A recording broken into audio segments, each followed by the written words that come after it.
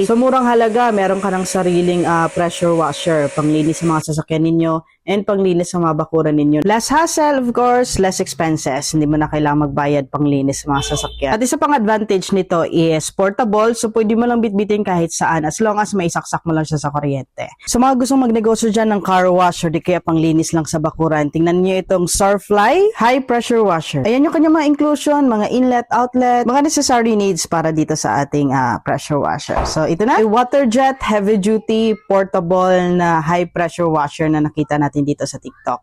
So may pressure gauge, andyan yung switch, and ganito yung kanyang pinaka-appearance. So ayan. At isa na gustuhan ko dito is parang meron siyang ganito, patungan. So hindi siya directly na nakapatong yung pinaka-motor, may kasama siyang patungan. So ayan yung kanyang outlet, inlet. Madali lang din niyang ikabit, refer lang kayo sa manual niya. So ganito yung kanyang fan dyan sa likod, and napakaganda ng klase ng pressure washer na ito.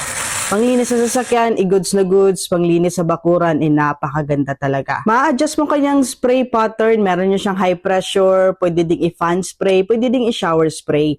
Pangtanggal ng mga lumot, goods na goods talaga. So, ayan, panglinis sa mga bakuran natin, panglinis sa mga matagal na nalumot. Ito, high pressure washer ng Surfly. Ito yung ating Surfly na high pressure washer. Pwedeng pang personal, pwede talagang pang negosyo. Ayan, check the yellow basket below for the price. Very affordable lang nito ngayon.